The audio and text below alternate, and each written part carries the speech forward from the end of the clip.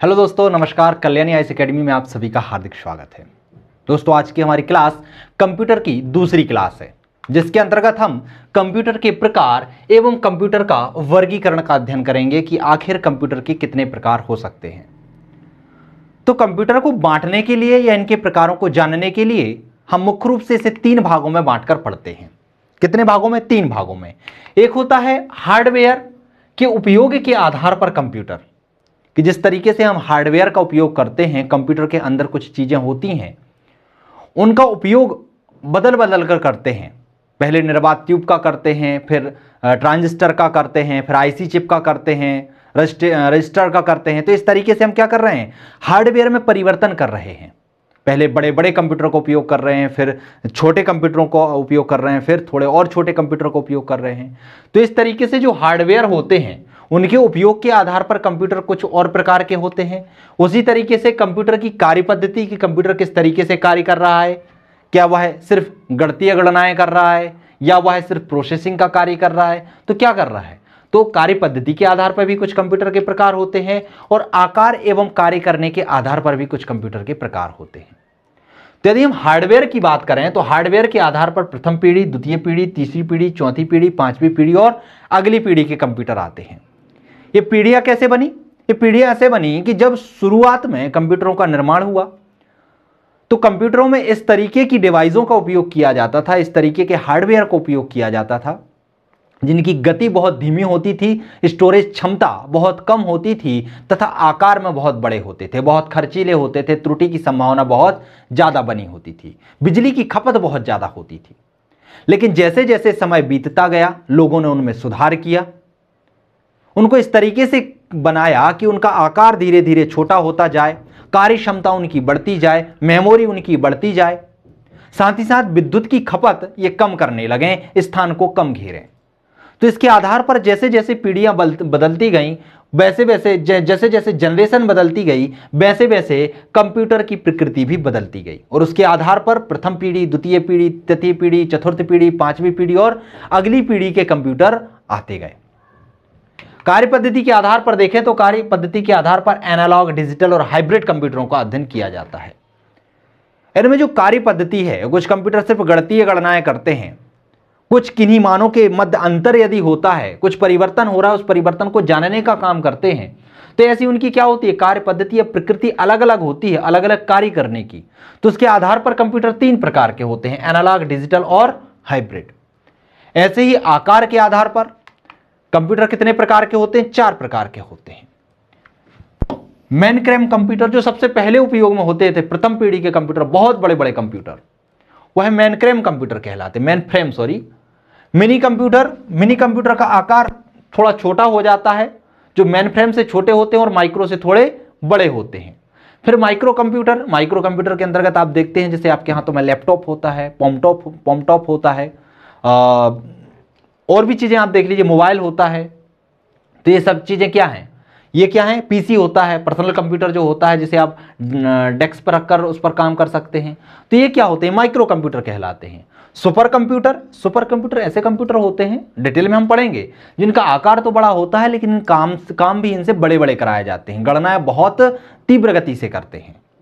तो इस कार्य पद्धति के आधार पर और आकार के आधार पर कंप्यूटर कितने प्रकार के होते हैं? चार प्रकार के होते हैं, मेनफ्रेम, मिनी, माइक्रो और सुपर कंप्यूटर। तो इस आधार पर हम कंप्यूटरों के प्रकारों का अध्ययन कर सकते हैं। आपके सिलेबस में स्पष्ट तौर पर लिखा गया है कंप्यूटर के प्रकार, कंप्यूटर की पीढ़ियां। तो चलिए सबसे पहले हम देख लेते हैं कंप्यूटर की पीढ़ियां या कंप्यूटर के हार्डवेयर के आधार पर कंप्यूटरों के प्रकार। तो सबसे पहले हम देखते हैं प्रथम पीढ़ी के कंप्यूटर, मतलब कंप्यूटर का जब विकास हुआ था, जब से कंप्यूटर चलना प्रारंभ हुए थे, वह था काल 1942 से 1955 का। अर्थात 1942 से 1955 तक जो कंप्यूटर अस्तित्व में रहे, उन्हें प्रथम पीढ़ी के कंप्यूटर कहा जाता था। इनमें जो हार्डवेयर होता था, उनमें निर्वात ट्यूब का प्रयोग होता था। निर्वात ट्यूब कैसे होते हैं? ऐसे देखे होंगे आप लोगों ने, पुराने रेडियो भी देख लेंगे, पुराने टेलीविजन भी देख लेंगे, पुराने कंप्यूटर भी देख लेंगे। तो इसमें इस तरीके के निर्वात ट्यूब होते थे जो जलते रहते थे और इन्हीं के आधार पर सिग्नल को मिलाया जाता था। बहुत ज्यादा इनका उपयोग होता था और इनकी कार्य क्षमता बहुत कम होती थी। तो जो प्रथम पीढ़ी के कंप्यूटर थे, उनमें निर्वात ट्यूब का उपयोग हार्डवेयर के रूप में किया गया। सॉफ्टवेयर के रूप में इसमें मशीनी भाषा, बाइनरी स्टोरेज प्रोग्राम जो कि 0 और 1 पे ही होती है, उसका उपयोग किया जाता था। मेमोरी जो होती थी इसमें पंच कार्ड या पेपर टेप होते थे। पंच कार्ड क्या होता है, पेपर के आधार पर ही होता है, उसमें क्या होते हैं, कुछ ऐसे बिंदु दिए होते हैं, उसके आधार पर इसमें क्या होता है, डेटाओं को सेव किया जाता है। तो इसमें क्या प्रयोग किया जाता, पंच कार्ड या पेपर टेप का उपयोग किया जाता था। गति मिली सेकेंड में होती थी, अर्थात इनकी गति बहुत कम हुआ करती थी और इनका उपयोग वैज्ञानिक और रक्षा उपयोग में होता था। सबसे पहले वैज्ञानिक उपयोग के लिए ही कंप्यूटरों का निर्माण किया गया था। जो भी वर्तमान समय में पर्सनल उपयोग के लिए कंप्यूटर उपलब्ध हो जाते हैं, पहले ऐसा नहीं था। कंप्यूटर बनाए गए थे, बहुत ही खर्चीले हुआ करते थे, बहुत लागत में आते थे, बहुत स्थान घेरते थे, एक बार जहां स्थापित हो जाते थे दूसरी जगह ले जाने में मुश्किल होती थी। कमरे के जितने आकार के होते थे, निर्वात ट्यूब उनमें लगे होते थे, जो मशीनी भाषा है उनका वह उपयोग करते थे। पंच कार्ड में इनके डाटा को स्टोर किया जाता था, इनकी गति मिली सेकेंड में हुआ करती थी और इनका उपयोग वैज्ञानिक और रक्षा उपयोग में होता था। विशेषताएं ये थी कि विद्युत और यांत्रिक मशीन थी, या विद्युत के माध्यम से कार्य करती थी। इससे पहले ऐसी कोई मशीन बनी नहीं थी। अबेकस हमने देखा था, हाथों से चलाया जाता था, गणना की जाती थी। तो यह क्या थी, पहली ऐसी मशीनें थी जो विद्युत और यांत्रिक तरीके से कार्य करती थी। गुण दोष की बात करें तो दोष ज्यादा है इनके, क्योंकि यह खर्चीले हुआ करते थे। बहुत ज्यादा पैसा खर्च करने के बाद इन्हें खरीदा जा सकता था। आकार में बहुत विशाल हुआ करते थे, कमरे के आकार के हुआ करते थे। त्रुटि की संभावना भी इनमें अधिक बनी होती थी। साथ ही साथ इतने सारे निर्वात ट्यूब का उपयोग होने के कारण इनमें ऊर्जा की खपत भी बहुत ज्यादा होती थी। तो प्रथम पीढ़ी के कंप्यूटर के अंतर्गत आने वाली विशेषताओं का आपने अध्ययन किया। कंप्यूटर में हमें 4-5 चीजें ही जाननी होती हैं। सबसे पहले इसका हार्डवेयर क्या था, सॉफ्टवेयर क्या था, मेमोरी क्या थी, कहां पर डाटाओं का स्टोर किया जा रहा है, फिर इसकी गति क्या है, इनका उपयोग कहां पर हो रहा है, इनकी विशेषताएं हैं क्या और इनके गुण दोष क्या है। इन्हीं सभी चीजों का अध्ययन हम सभी पीढ़ी के कंप्यूटरों में करने वाले हैं। तो आप इनको क्या करिए, एक प्रकार से समझ लीजिए कि ये क्या है। बस इनमें अंतर यदि आपको समझ में आ गया तो सभी पीढ़ी के कंप्यूटर आपको मिनटों में समझ में आ जाएंगे, आपको बार बार नहीं पढ़ना पड़ेगा।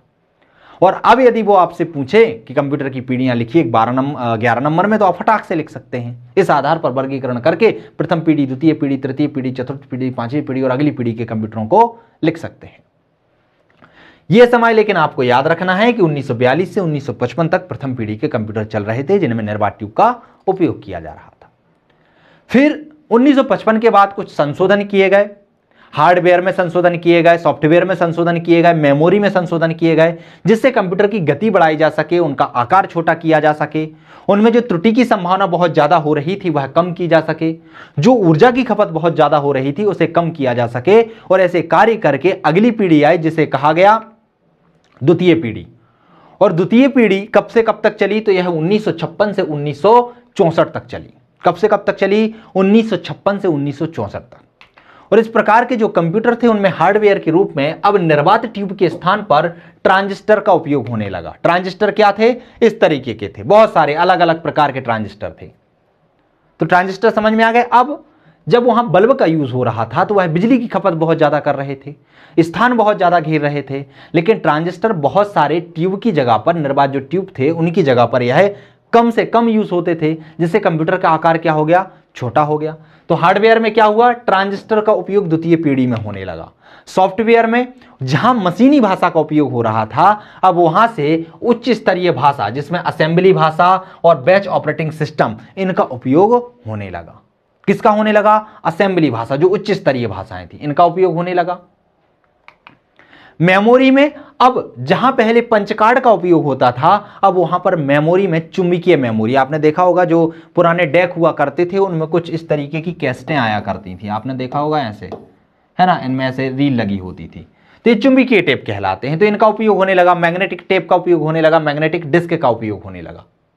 तो मेमोरी क्या होने लगी, मेमोरी क्षमता इनकी बढ़ गई। गति वो जो मिनी सेकेंड हुआ करती थी अब माइक्रो सेकेंड हो गई और छोटी इसकी हो गई। उपयोग वैज्ञानिक एवं व्यावसायिक उपयोगों में इनका उपयोग होने लगा। जहां पहले कंप्यूटर का उपयोग वैज्ञानिक और अनुसंधान में ही होता था, अब कंप्यूटरों का उपयोग वैज्ञानिक के साथ साथ व्यावसायिक कार्यों में भी इनका कार्य होने लगा। विशेषताओं की बात करें तो इनमें मेमोरी और प्रोसेसिंग की क्षमता में क्या हो गई, वृद्धि हो गई। डेटा को अधिक से अधिक स्टोर किया जाने लगा और साथ ही साथ प्रोसेसिंग की गति क्या हो गई, ज्यादा हो गई। गुण दोष तो ये भी क्या होते थे, खर्चीले होते थे, क्योंकि अभी ट्रांजिस्टर भी लगाना क्या था, बहुत महंगा था, और ये भी क्या था, आप अपेक्षाकृत क्या होते थे, बड़े होते थे, इतने छोटे भी नहीं हुए। तो ये क्या होते थे, बड़े होते थे, खर्चीले होते थे, और अपेक्षाकृत छोटा और तीव्र होता था। छोटा तो था लेकिन उतना छोटे नहीं हुआ करते थे। साथ ही साथ क्या होते थे, इनकी विशेषताओं में देखें तो यह तीव्र होते थे। उदाहरण में जैसे कि IBM 1401 कंप्यूटर, यूनिवैक और PDP 8, इस प्रकार के जो कंप्यूटर थे यह द्वितीय पीढ़ी के कंप्यूटर माने जाते थे। फिर इन्हीं चीजों में सुधार करके, इनके हार्डवेयर, सॉफ्टवेयर, मेमोरी में फिर से सुधार करके अगली पीढ़ी आई जो 1965 से 1975 तक चली। इसे तृतीय पीढ़ी के कंप्यूटर कहा गया। इसमें हार्डवेयर के रूप में इंटीग्रेटेड चिप, जिसे IC चिप कहा जाता है, SSI और MSI का उपयोग किया गया। आप देखिएगा इस तरीके की चिपें ये हुआ करती थी। जहां पर ट्रांजिस्टर बहुत ज्यादा लगाए जाते थे वहां पर ट्रांजिस्टरों की जगह पर अब एक ही चिप का उपयोग होने लगा, जो बहुत सारे ट्रांजिस्टर का काम कर रही थी। जिससे हो क्या रहा था, अब कंप्यूटरों का आकार और छोटा होता जा रहा था। सॉफ्टवेयर के रूप में उच्च स्तरीय भाषा का मानकीकरण किया गया। इसमें टाइम शेयरिंग ऑपरेटिंग सिस्टम का उपयोग किया गया। किसका उपयोग किया गया, टाइम शेयरिंग ऑपरेटिंग सिस्टम, जो कि बहुत तीव्र गति से कार्य कर रहा था। मेमोरी, अब चुंबकीय भंडारण क्षमता में वृद्धि हुई। पहले जैसे CD का उपयोग हो रहा था तो अब DVD का उपयोग होने लगा, मतलब जो चुंबकीय भंडारण क्षमता था उसमें वृद्धि कर दी गई।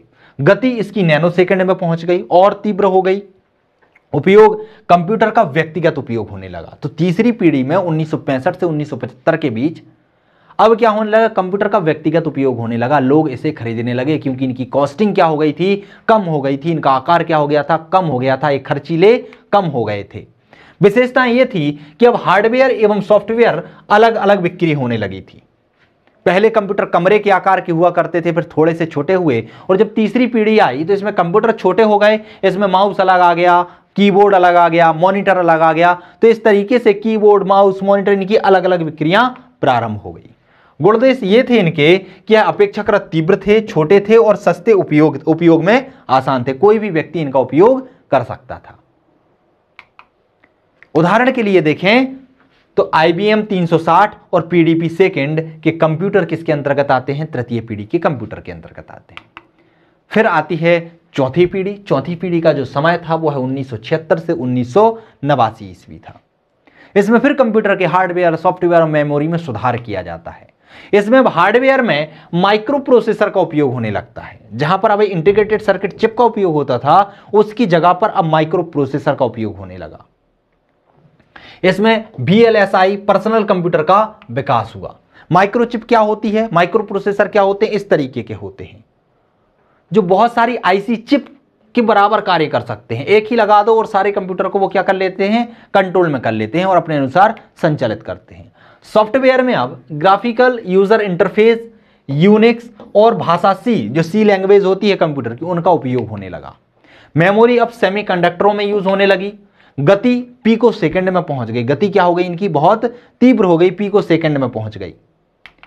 उपयोग की बात करें तो कंप्यूटर का व्यावसायिक उत्पादन होने लगा। अब लोग पर्सनल उपयोग के लिए इन कंप्यूटरों को खरीदने लगे और व्यवसाय हेतु इनका उपयोग होने लगा, इनका उत्पादन होने लगा और मार्केट में बहुत अधिक तादाद में चौथी पीढ़ी में कंप्यूटरों का आगमन हो गया। विशेषता यह थी कि यह कंप्यूटर एक साथ कई कार्य कर सकते थे। इन कंप्यूटरों में आप गाने भी सुन सकते थे, मूवी भी देख सकते थे, टाइपिंग भी कर सकते थे, सूचनाओं को एक स्थान से दूसरे स्थान पर भेज भी सकते थे। तो बहुत सारे कार्य एक साथ कर सकते थे, गणनाएं भी कर सकते थे। गुण दोष ये थे, दोष क्या, गुण ही थे इनके कि अपेक्षाकृत सस्ते थे, तीव्र थे और उच्च क्षमता वाले थे।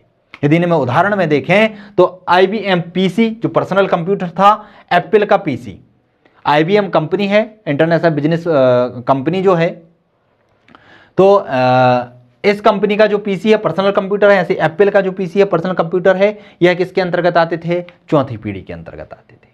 पांचवी पीढ़ी 1990 से अब तक जो कंप्यूटर चले आ रहे हैं उन्हें पांचवी पीढ़ी के कंप्यूटर कहा जाता है। इनमें हार्डवेयर की बात करें तो इसमें VLSI, SLSI, notebook, laptop, internet का विकास हुआ। सॉफ्टवेयर की बात करें तो यहां पैरेलल प्रोसेसिंग का उपयोग होने लगा, अर्थात प्रोसेसर 2-2, 3-3 यूज होने लगे ताकि इनकी गति और अधिक बढ़ाई जा सके। मेमोरी में अब ऑप्टिकल डिस्क, वर्चुअल मेमोरी और विशाल भंडारण क्षमता वाली मेमोरियों का उपयोग होने लगा। उपयोग अब कंप्यूटर का उपयोग इंटरनेट में, सोशल मीडिया में होने लगा। हर लोग, हर व्यक्ति इनका उपयोग करने लगे, सूचनाओं के आदान प्रदान करने में करने लगे, वीडियो कॉलिंग में करने लगे, तो इस तरीके से इनका उपयोग होने लगा। विशेषता ये थी कि प्लग एंड प्ले पर आधारित थे। प्लग एंड प्ले क्या होता है कि इनमें बहुत सारे पोर्ट होते हैं, किसी भी चीज को लगाओ और वहां पर डायरेक्ट चलाने लगो। जैसे कि आपको पेन ड्राइव फंसाना है, पेन ड्राइव का उपयोग करना है, तो उसके पोर्ट में आप पेन ड्राइव को फंसाइए और उसका उपयोग करने लगिए। आपको यदि कीबोर्ड का उपयोग करना है तो अलग से कीबोर्ड को फंसाइए और उसका उपयोग करने लगिए। तो ये किस पे थे? प्लग एंड प्ले पर आधारित थे। गुण दोष क्या थे? तो दोष तो कुछ नहीं थे, गुण ही थे कि यह अति छोटे थे और बहुत तीव्र गति से, बहुत एक्यूरेसी के साथ कार्य करते थे। उदाहरण में देखें तो IBM का नोटबुक, सुपर कंप्यूटर इनके अंतर्गत आते हैं। इसके बाद अगली पीढ़ी के कंप्यूटर, जो अब आने वाली पीढ़ी है, उनके लिए भी कुछ कंप्यूटर अस्तित्व में आ रहे हैं, जैसे कि नैनो कंप्यूटर। नैनो कंप्यूटर का निर्माण कैसे किया गया है? नैनो ट्यूबों की सहायता से किया गया है। नैनो ट्यूब का आकार कितना होता है? 1 × 10⁻⁹ मीटर के बराबर होता है। यह अत्यंत छोटे होते हैं और इनमें विशाल भंडारण क्षमता होती है। नैनो कंप्यूटर में नैनो रोबोट भी आ जाते हैं, जो शरीर के अंदर भी प्रवेश कराए जा सकते हैं और ऑपरेशन वगैरह करने में मदद भी करते हैं। इनके पदार्थ की आणविक संरचना का उपयोग किया जाता है। इनमें जो पदार्थ होते हैं उनमें आणविक संरचना का उपयोग किया जाता है। फिर क्वांटम कंप्यूटर, यह मानव मस्तिष्क से भी तीव्र कार्य करने वाले कंप्यूटर हैं। अर्थात जिस तरीके से मानव मस्तिष्क कार्य करता है उससे भी तीव्र गति से कार्य करने वाले कंप्यूटरों को क्वांटम कंप्यूटर कहा जाता है। इसकी मेमोरी जो होती है क्यूबिट में मापी जाती है। किस में मापी जाती है? क्यूबिट में। सामान्य कंप्यूटर की मेमोरी किस में मापी जाती है? बिट में मापी जाती है। और जो क्वांटम कंप्यूटर होते हैं उनकी क्यूबिट में, ये आप ध्यान रखिएगा, प्रश्न पूछ लिए जाते हैं। यह प्रकाश के क्वांटम सिद्धांत पर आधारित है और इसमें आंकड़ों का संग्रहण एवं संसाधन क्वांटम कणों में ही होता है। तो यदि क्वांटम कंप्यूटर आपसे 5 नंबर में पूछ लिया जाए, 3 नंबर में पूछ लिया जाए, तो आपके पास कुछ डेटा होना चाहिए, कुछ सूचनाओं का संग्रह होना चाहिए। कुछ केमिकल कंप्यूटर बनाए जा रहे हैं। इसमें गणना हेतु पदार्थ में रासायनिक पदार्थों का उपयोग किया जाता है। गुण एवं सांद्रता का उपयोग किया जाता है। रासायनिक गुण और सांद्रता का उपयोग इसमें किया जाता है। किसमें? केमिकल कंप्यूटर में। अब बात कर लेते हैं कार्यपद्धति के आधार पर कंप्यूटर। तो मैंने बताया था कार्यपद्धति के आधार पर कंप्यूटर 3 प्रकार के होते हैं। कौन कौन से? एक होता है एनालॉग कंप्यूटर, एक होता है डिजिटल कंप्यूटर और एक होता है हाइब्रिड कंप्यूटर। कौन कौन से? एनालॉग, डिजिटल और हाइब्रिड। इनके विषय में जान लेते हैं कि एनालॉग क्या होता है, डिजिटल क्या होता है और हाइब्रिड क्या होता है। तो एनालॉग कंप्यूटर ऐसे कंप्यूटर जो समय के साथ लगातार परिवर्तित होने वाली भौतिक राशियों जैसे कि तापक्रम, दबाव, वोल्टेज पर आधारित होते हैं, क्या कहलाते हैं? एनालॉग कंप्यूटर कहलाते हैं। अर्थात जो समय के साथ परिवर्तित होने वाली राशियों पर आधारित होते हैं, उन पर कार्य करते हैं, ऐसे कंप्यूटरों को एनालॉग कंप्यूटर कहा जाता है। इनकी जो गति होती है अत्यंत धीमी होती है। गति क्या होती है? थोड़ी सी स्लो होती है, बहुत स्लो, थोड़ी नहीं बहुत स्लो होती है। उदाहरण के लिए जैसे कि आप देखेंगे साधारण घड़ी टिक टिक टिक टिक करके चलती रहती है। वाहन की जो गति मीटर होते हैं वो भी वोल्ट मीटर होते हैं वो। तो ये किसके उदाहरण हैं? ये हैं एनालॉग कंप्यूटर के उदाहरण। क्लियर हुआ? डिजिटल कंप्यूटर की बात कर लेते हैं।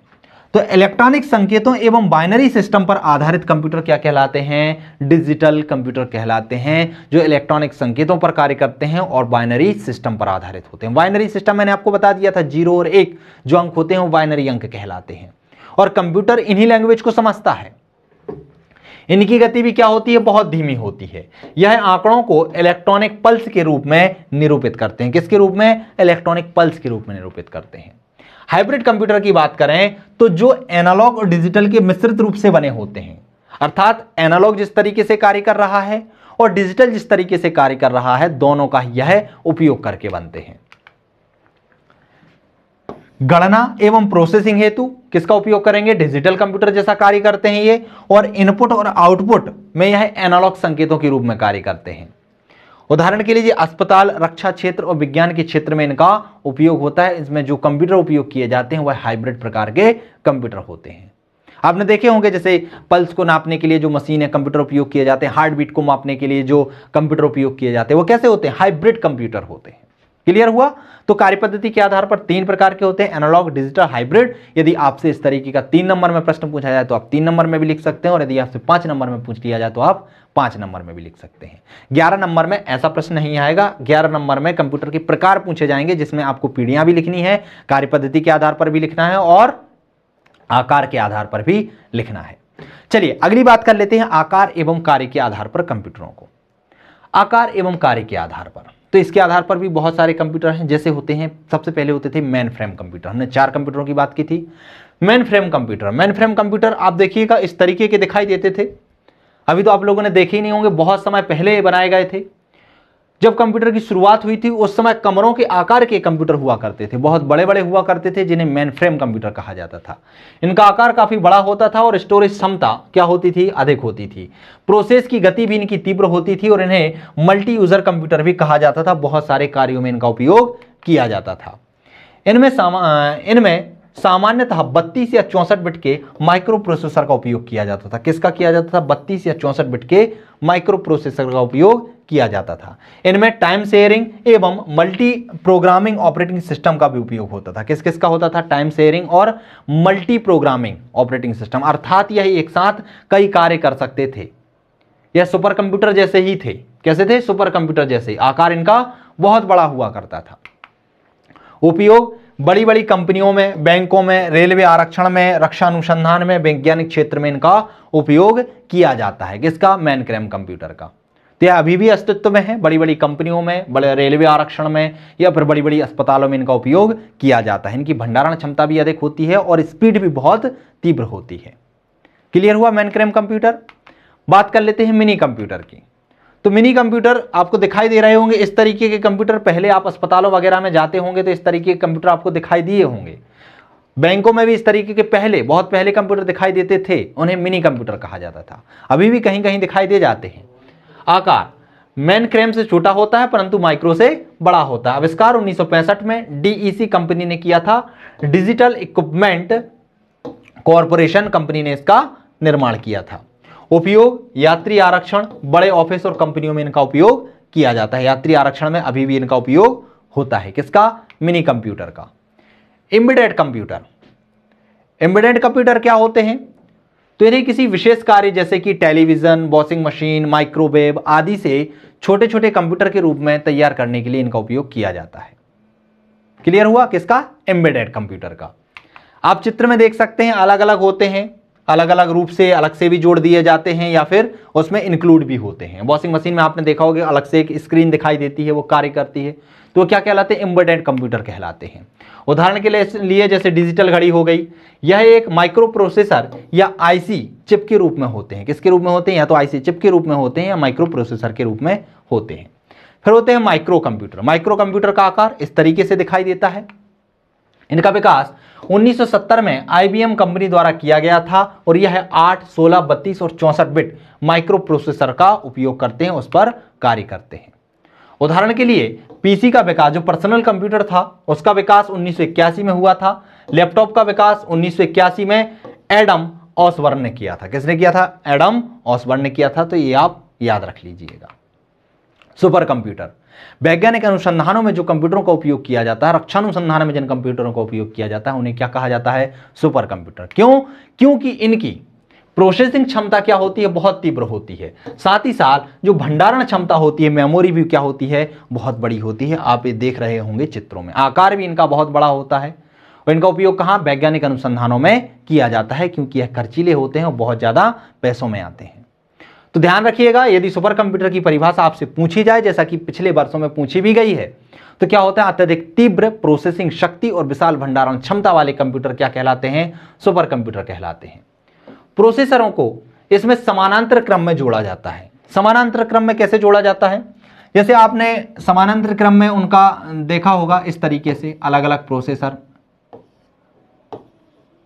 इस तरीके से जोड़ दिए जाते हैं। ये क्या कहलाता है? समानांतर क्रम। मान लीजिए इसमें एक प्रोसेसर खराब हो भी जाता है तो इसकी प्रोसेसिंग गति रुकती नहीं है, अन्य प्रोसेसर का उपयोग किया जाता है। यदि इन्हें श्रेणी क्रम में जोड़ा जाता, मान लीजिए एक प्रोसेसर यहां पर जोड़ दिया, फिर दूसरा यहां पर जोड़ दिया, तीसरा यहां पर जोड़ दिया, इस तरीके से श्रेणी क्रम में यदि इन्हें जोड़ा जाता और यहां पर यदि कोई एक खराब हो जाता तो पूरे के पूरे कंप्यूटर क्या हो जाते?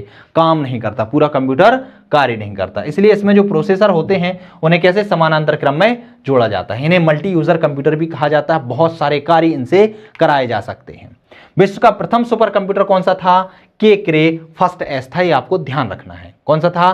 के क्रे फर्स्ट एस, और जिसका निर्माण अमेरिका कि के क्रे कंपनी ने, अमेरिका की क्रे रिसर्च कंपनी ने किया था। किसने किया था? क्रे रिसर्च कंपनी ने। और सुपर कंप्यूटर का पिता किसे कहा जाता है? सैमुअल क्रे को कहा जाता है। किसे कहा जाता है? सैमुअल क्रे को कहा जाता है। कुछ शब्दावली है जैसे कि क्वांटम सुप्रीमेसी, ये पूछी जा सकती है 3 नंबर में। तो इसकी अवधारणा किसने दी थी? गूगल ने दी थी। और कब दी थी? 2019 में दी थी। इसमें कंप्यूटर को 200 गुना तेज करने की बात की गई थी कि कंप्यूटर की जो गति है उसे 200 गुना तेज की जाएगी। उसे ही क्या कहा गया था? क्वांटम सुप्रीमेसी कहा गया था। साइकामोर प्रोसेसर, इसका निर्माण किसने किया है? गूगल ने किया है। स्पाइनेकर का है विश्व का सबसे बड़ा सुपर कंप्यूटर है, जिसका निर्माण कहां पर हुआ है? ब्रिटेन में हुआ है। तो ये आपको ध्यान रखना होगा कि विश्व का सबसे बड़ा सुपर कंप्यूटर कहां का है? ब्रिटेन का है। नाम क्या है? स्पाइनेकर है। विश्व का यह सबसे तेज सुपर कंप्यूटर भी है। सबसे बड़ा होने के साथ साथ ही सबसे तेज भी है। भारत में सुपर कंप्यूटर, इस तरीके का प्रश्न विगत वर्षों की परीक्षाओं में, मुख्य परीक्षा में पूछा भी जा चुका है, आगे आने वाली परीक्षा में पूछा भी जा सकता है। यह 200 शब्दों में भी पूछा जा सकता है, यह 50 से 60 शब्दों में भी पूछा जा सकता है। सुपर कंप्यूटर की परिभाषा 3 नंबर में पूछी जा सकती है। तो इसको हमने एक व्यवस्थित तरीके से जमा के 200 शब्दों के आधार पर ही तैयार किया है। तो हम देख लेते हैं भारत में सुपर कंप्यूटर। तो फिलोसाल्वर जो कि भारत का पहला सुपर कंप्यूटर था, तो भारत का प्रथम सुपर कंप्यूटर कौन सा था? फिलोसाल्वर, जिसका निर्माण नाल कंपनी ने किया था। किसने किया था? जिसका विकास नाल ने किया था, नेशनल एरोनॉटिकल लैब। इसके द्वारा इसका विकास किया गया था। और कहां पर किया गया था? बेंगलुरु में किया गया था। और कब किया गया था? 1980 में किया गया था। तो नाल बेंगलुरु द्वारा 1980 में भारत के प्रथम सुपर कंप्यूटर का विकास किया गया था, जिसका नाम था फिलोसाल्वर। दूसरा था परम 8000। इसे सीडेक कंपनी पुणे द्वारा बनाया गया था। किसके द्वारा बनाया गया था? सीडेक द्वारा। यह प्रथम सुपर कंप्यूटर है, सीडेक द्वारा निर्मित प्रथम सुपर कंप्यूटर है। ध्यान रखिए, पूछा जाए भारत का प्रथम सुपर कंप्यूटर कौन सा है, तो फिलोसाल्वर है। जिसे किसने बनाया था? नाल कंपनी ने बनाया था। नेशनल एरोनॉटिकल लैब ने बनाया था। कहां पर? बेंगलुरु में 1980 में बनाया था। परम सीरीज के कंप्यूटर का निर्माण सीडेक पुणे द्वारा किया गया है। और यह क्या है? सीडेक द्वारा निर्मित प्रथम कंप्यूटर है। कौन सा? परम 8000 इस सीरीज का प्रथम कंप्यूटर माना जाता है। निर्माण 1991 में डॉक्टर विजय भास्कर के निर्देश में इसका निर्माण हुआ था। और डॉक्टर जो विजय भाटकर हैं या भास्कर हैं, इन्हें ही भारत में सुपर कंप्यूटर का जनक कहा जाता है। यह भी आपको ध्यान रखना है। परम सीरीज की सुपर कंप्यूटर का निर्माण किसके द्वारा किया गया है? सीडेक पुणे के द्वारा किया गया है। यह भी आपको ध्यान रखना है कि जो परम सीरीज है उसके कंप्यूटरों का निर्माण किसके द्वारा किया गया है? सीडेक पुणे द्वारा किया गया है।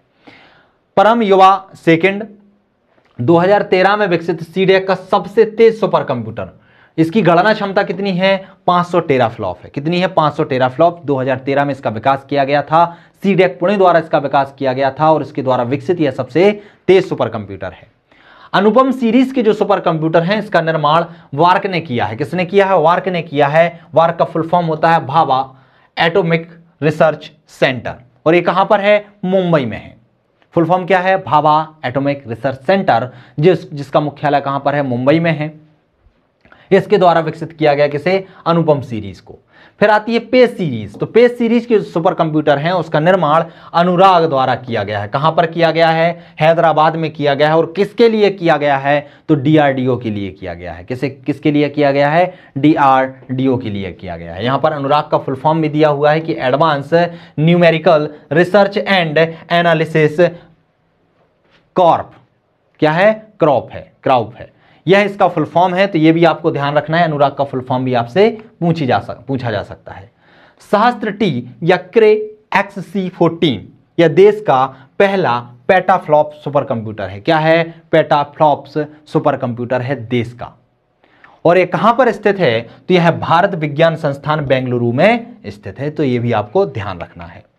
फिर प्रत्युष की बात की जाए तो यह भारत का सबसे तेज सुपर कंप्यूटर है। भारत का सबसे तेज सुपर कंप्यूटर कौन सा है? प्रत्युष। ये ध्यान रखिएगा, यहां पर क्या है? प्रत्युष है। ये प्रत्युष, तो प्रत्युष है। यह है मौसम विज्ञान को समर्पित विश्व का चौथा सबसे तेज कंप्यूटर है। तो विश्व का पहला सुपर कंप्यूटर, सबसे तेज सुपर कंप्यूटर ब्रिटेन का है। और सबसे तेज कंप्यूटर की बात करें तो यह चौथी सीरीज में आता है, चौथे नंबर पर आता है। कौन सा? प्रत्युष। गणना कितनी है इसकी? 6.8 पेटाफ्लॉप्स। इसकी स्पीड आप समझ सकते हैं कि 6.8 पेटाफ्लॉप्स में ये गणना कर सकता है। और कहां पर स्थित है? तो IITM पुणे में यह स्थित है। और आखिरी में आपको क्या याद रखना है कि भारत के सुपर कंप्यूटर के जनक कौन हैं? तो विजय पांडुरंग भास्कर, और भाटकर भी कभी कभी लिखा आ जाता है, एक बार आयोग ने पूछा भी है इसको, तो ये आपको ध्यान रखना है। तो क्लियर हुआ दोस्तों, कंप्यूटर की जो प्रकार हैं या कंप्यूटर की जनरेशन है या कंप्यूटर का वर्गीकरण है वो आप लोगों को आई होप समझ में आया होगा। तो इस तरीके से कंप्यूटर का प्रकार और कंप्यूटरों का वर्गीकरण है।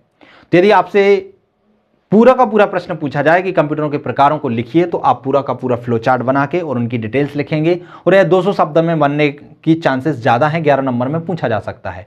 बाकी अलग अलग प्रकार 5-5 नंबर में भी आपसे पूछे जा सकते हैं। तो दोस्तों बने रहिए हमारे साथ, अगली कड़ी में हम कंप्यूटर के विषय में और जानने का प्रयास करेंगे। मिलते हैं अगली कड़ी में अगले नॉलेज के साथ, तब तक के लिए नमस्कार।